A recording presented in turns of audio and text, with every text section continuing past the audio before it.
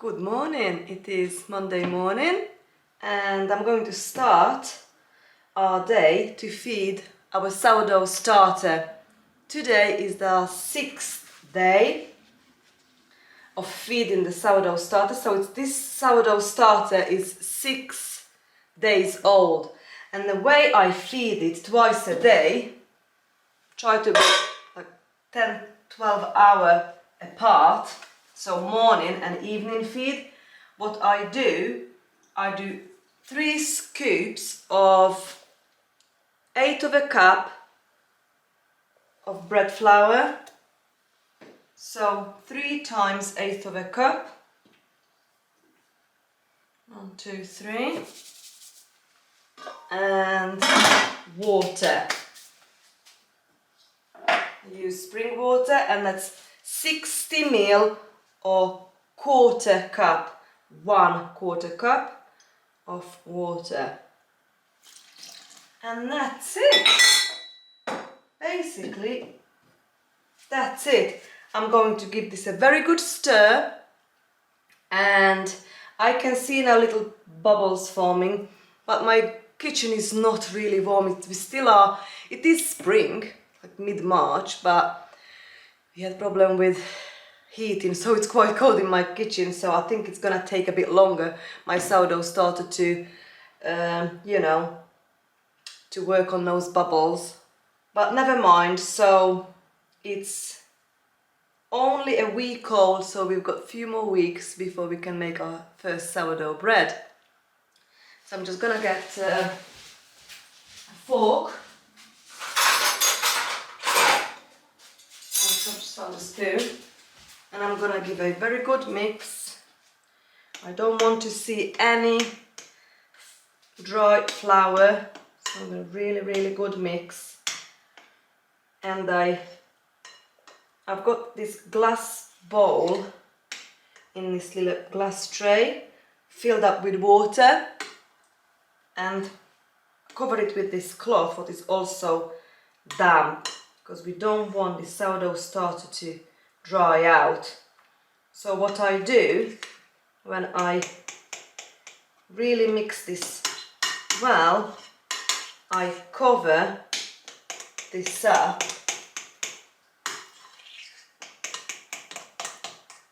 I think that's perfect.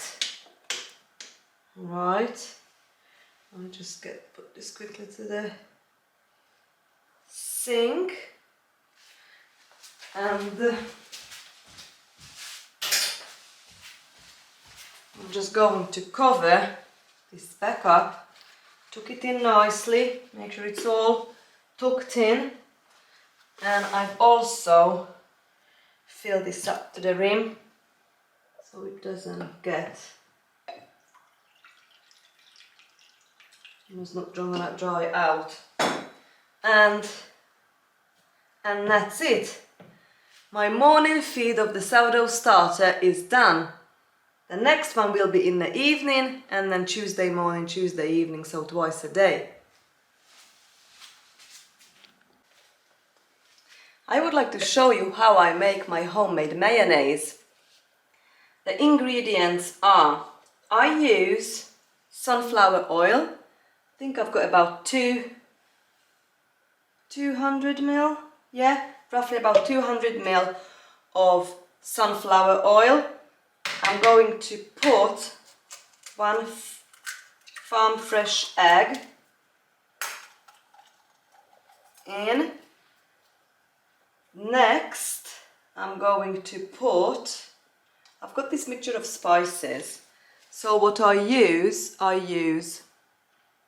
salt, garlic powder, a bit of mustard, dill, and a bit of my cayenne chili pepper. So I'm gonna put all this in, just pour it all this in, make sure it all submerges into the oil. Perfect. Next, excuse me, I'm gonna put my homemade dandelion apple cider vinegar. Let's see, I just put maybe just like this much, and I think we're done. So now I just blend it, put it right on the bottom, cover the egg, and just start.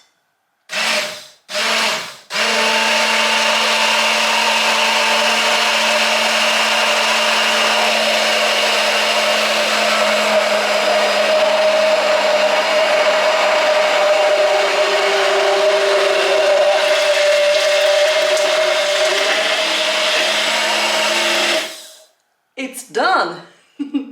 A beautiful homemade mayonnaise. Let's test it. Let's try this. Delicious. This is delicious. What I also put, I use a bit of my sauerkraut ferment juice, and I'm gonna put maybe a tablespoon or two, both of the tablespoons in, and give it a good stir. That will ferment my mayonnaise, and this will last for a short while. So I also give a good taste. So I leave this out now for about 6 hours on my kitchen counter, and then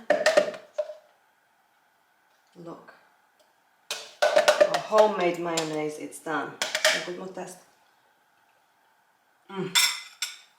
Absolutely delicious. Here is our homemade mayonnaise. Next, we are going to make homemade yogurt. Today I've decided to make rosehip yogurt. So this is the rosehip jam I've made last autumn. I've handpicked the rosehip around the property, and I've made this yogurt from our goat's milk. So it's very simple. I'm just gonna, this is actually more like Actimel. So it's just more like an Actimel. I'll just turn this off.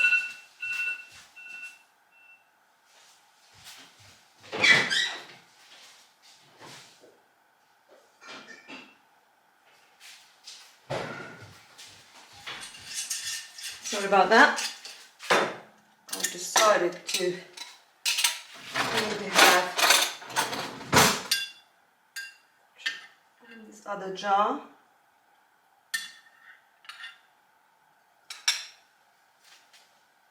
Maybe top it up a little bit. Okay, that's full now. Right, done. And now I'm just gonna pour some of this rosehip jam in.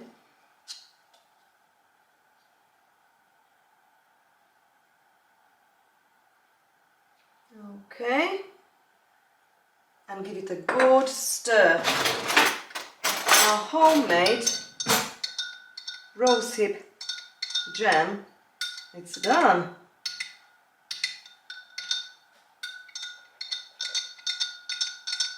Give it a very good stir.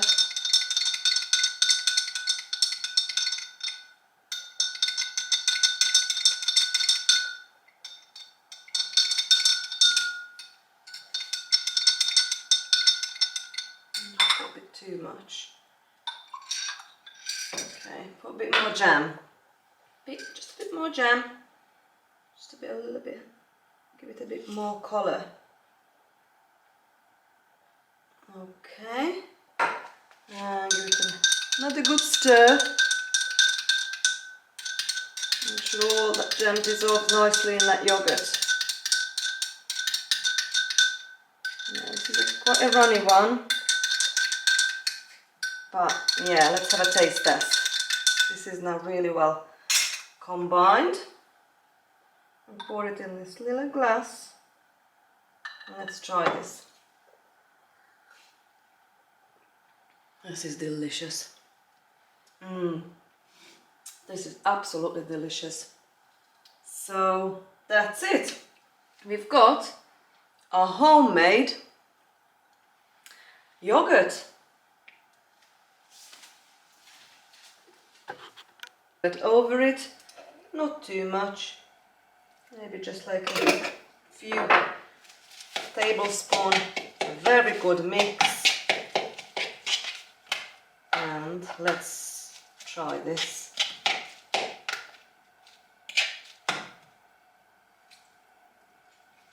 Oh, this is delicious. So good. Put this aside. We're going to make fried egg, fresh farm eggs. My sandwich bread, I'm gonna serve with it.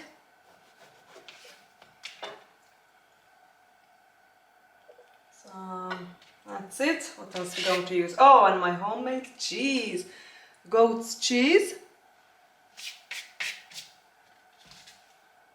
I'm gonna go very nice with it. It's a lovely breakfast.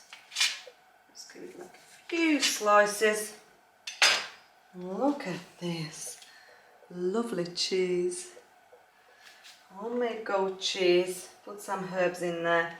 And I think our breakfast, it's done. I'm just gonna fry the eggs now.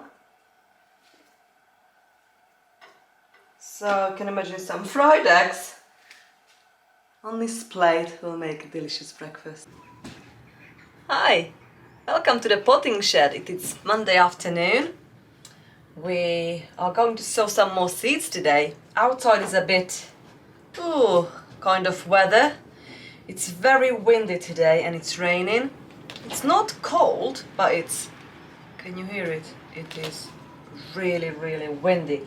So I have decided we're going to see 1, 2, 3, 4, 5, 6, 7 seed packet. You can hear the dogs. Lucy, where are you? Where is she? Oh, here she is, just... Right, so I'm going to show you what I'm gonna sow today. So I'm going to sow kale, bohol kale, red Russian. I've already got the little signs ready. Leek. I'm going to sow 2 different varieties of leek. This is Leon. And basil, aroma 2F1. So just got it nicely lined up here. Fennel romanesco. Just my dog. And I had a bit of a disaster with my luffa, so I'm going to sow some more luffa using my own saved seed. It's actually 2-year-old seed. Now last year I wasn't successful growing luffa. However, year before we had an amazing harvest, first time ever. And I'm going to have a head start for the Eddie bee. And I was gonna go outside to sow Nantes 5 carrot, but I'm not sure about the weather just yet. So I'm not sure if you're gonna go out there or not today. Also, I was gonna put in a ground few bulbs. I'm gonna put lupin, mixed lupin, 3 different variety, rudbeckia, black-eyed Susan, and echinacea. So we'll see what the weather's like. Until then, we just stay safe in a potting shed. So I'm gonna use that tray with these little pots. I'm gonna fill it with my homemade compost. And I'm going to put a little bit of perlite. I've just found another packet of perlite, but it's a lot finer. I'm going to put that on the top when we're finished. This one is very coarse, so this one. So I might mix the more coarse one with the compost, and I'll just put this on the top of the pot when we finished sowing. So yeah, quite a busy month this month regarding to seed sowing. We've done quite a bit together already. I managed to already kill quite a lot as well. You know, the annex building, it's quite dark there, my storage area where I store most of my produce and lots of things I store there.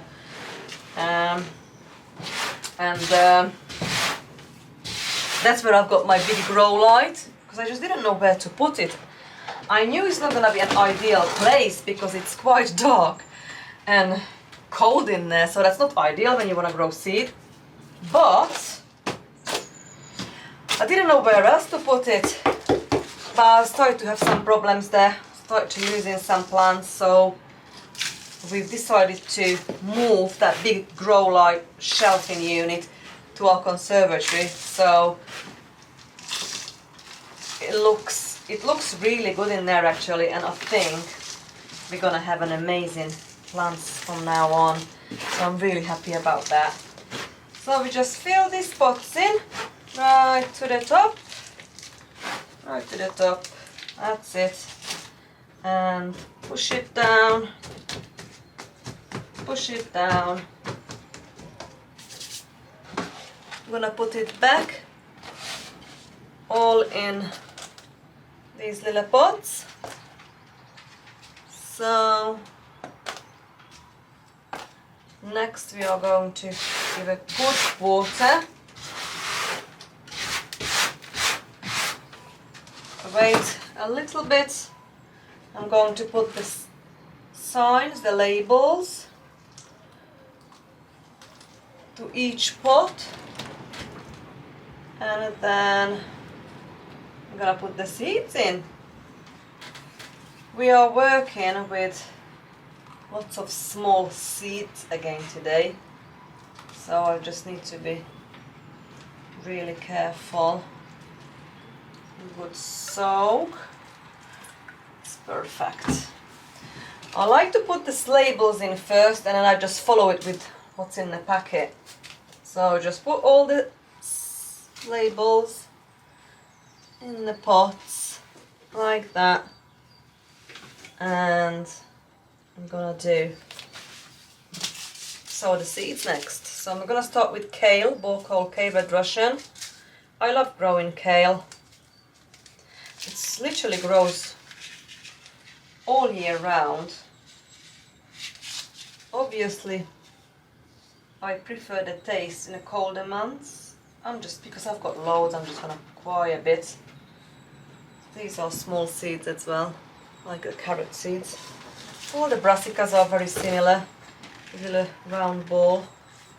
So kale, okay. And what I usually do when I'm done, with this one I'm just gonna sprinkle just a little bit on the top, just to cover those little seedlings.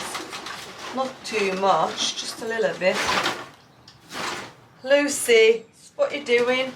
And I'm just gonna sprinkle the finer perlite. I'm just gonna let these dogs out, I think, because they are being naughty. And I'm just gonna take this out for a sec, so I know this one is done. Come on. See you later. Okay, they've gone. Right, next I'm gonna do the fennel romanesco. Is this one? I've never really been successful growing fennel for bulbs. This one says large white bulbs with pleasant flavor. Actually, this one actually says sow May to July, and it's March. That's a not good start. Never mind. However, I grew fennel for seeds or leaves in a polytunnel last year, and it was absolutely massive. The seed heads on the end, they were like this big. I still got a whole big carrier bag full in the house. So, yeah. Right. I'm gonna put this aside. And it's That's done. It's very, very small seeds, so I don't really want to bury it too big, too much, just a little bit in the top like that. Push it down. I will spray it with my water spray later, and goes under the in a heated propagator. Next one, let's do the luffa. So they've got some little cool seeds, these luffa. So I'm gonna pour, I like to put it this way in the seed instead of like flat, just like stand it up and just push it in twice the size deeper than the seed is. I'm gonna do, I think, quite a bit because, you know, I would really, really love to grow luffa today. So much fun growing luffa. It's like a cucumber or gherkin, you know. But yeah, so I'll just push it in on the side. Right, sprinkle it, some compost and a bit of perlite on the top, like that. Oh, take this out, almost done. And next one, we're gonna do the other leek I'm doing. This one, sow in shallow drills in a seed bed or pot, transplanting deeply, dog well manured soil. Okay, I'm gonna have another go with this. I'm not sure if this is for actually early autumn variety, it says. I'm not sure if this is a bulb or it's for a leaf. It doesn't say. This one's got, wow. Oh, that's a leek. Sorry, I was thinking about the fennel. Yeah, leek. Yeah, it's like onion. Looks like just like an onion seed, isn't it? An onion, allium. Right. So that's done. Next one done. Tiny seed again, just a sprinkle, just to cover those seeds, and a bit of a perlite on the top. Push it down. Actually, I don't even take these labels out now because I know I can tell the difference because of the perlite on the top. It looks different. There you go. Got 2 more to go. Basil next. Aroma 2F1. I really love growing basil. It's one of my favorite. I just love the smell of the basil. Makes amazing basil tea, basil pesto, amazing companion plant for the tomatoes. I usually put quite a bit around the tomatoes in the raised beds in a polytunnel. I don't need too much because we will thin this out. That's plenty, that is. Oh, that's loads actually. Okay, I can put this back. But yeah, love growing basil. Obviously. Tomato soup, pizza. Wow, can't wait for summer. So we can cook together with all the produce what we managed to grow this year. Okay, so basil. Again, tiny seed, so just a sprinkle. Compost and a bit of a perlite. And the last one, it's another leek, Leon. I'm gonna sprinkle that over.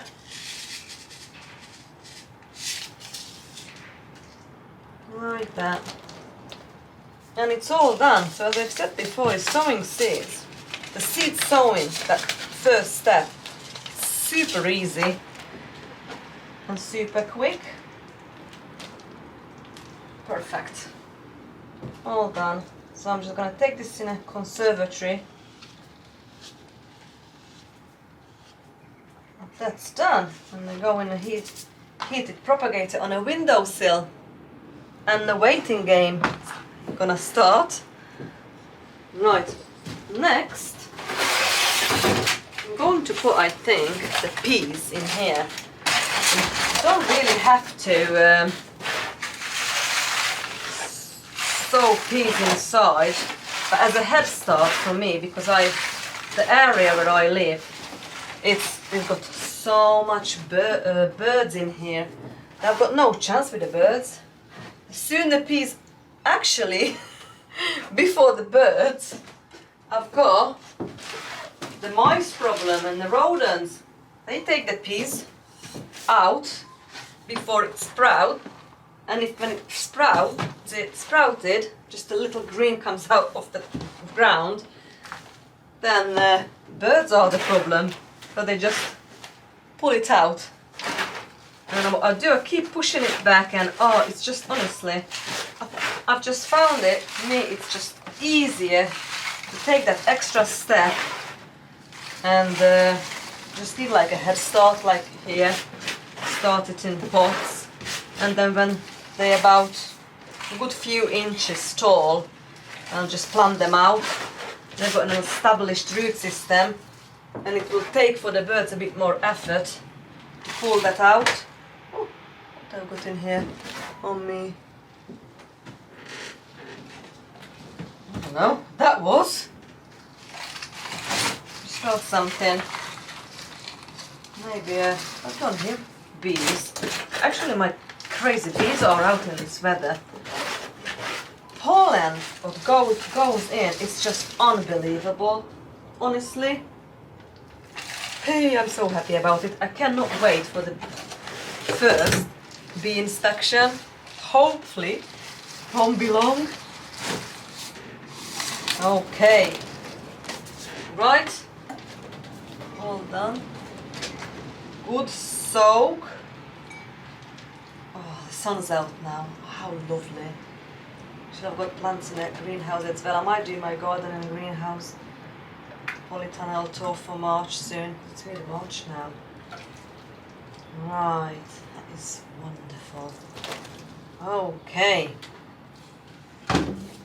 Those peas. The label in. Eddie. Come on, Eddie. That's loads of peas in this packet. Wow. That's a lot.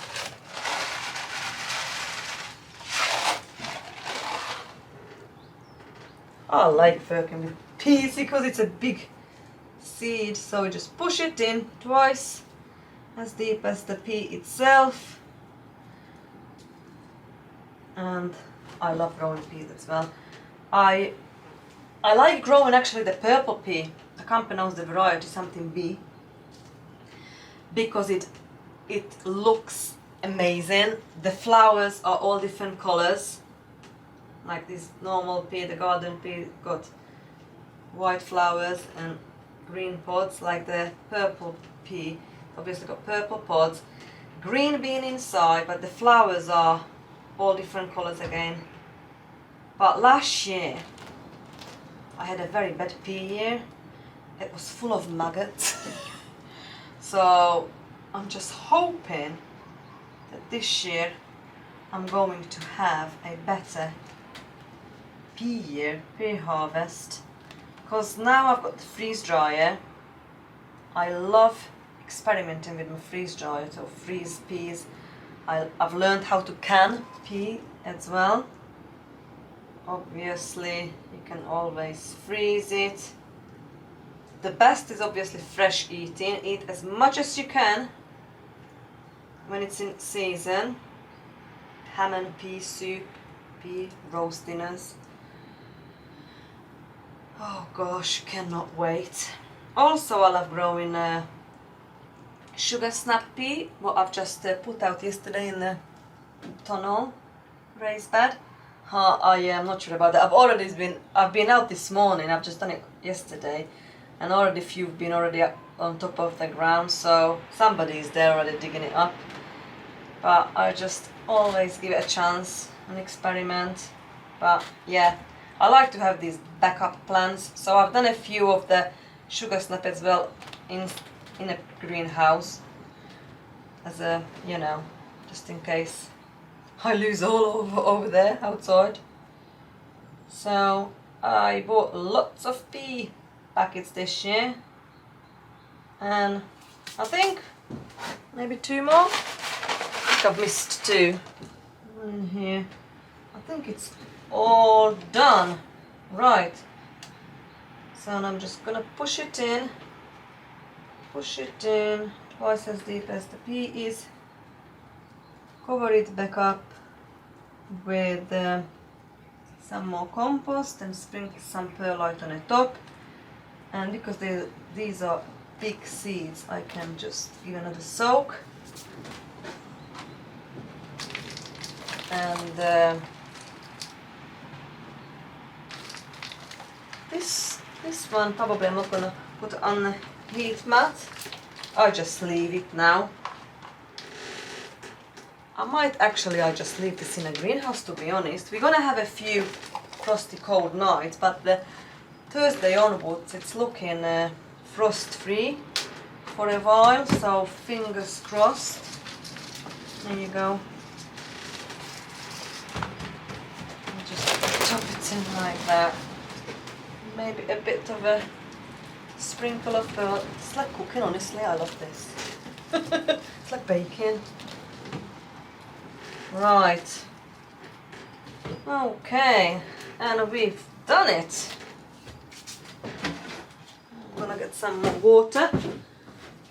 I like to fill it's rainwater. Cool. Just give a bit more soap. Just go along like that. And we're done. And I think it stopped raining, but it's still very windy, so probably you won't hear me. I might just quickly put it in a garden, the rubbikia, echinacea and a lupin, and sow the carrot. Right, all done. All done. See you back in the conservatory and I show you where I'm gonna put these pots next. Welcome! So these are the heated propagators where I'm going to put the pots, what we've just sowed in now. So it's already plugged in, you can see the cable, and that comes off the top, and I'm just gonna put this place in a windowsill.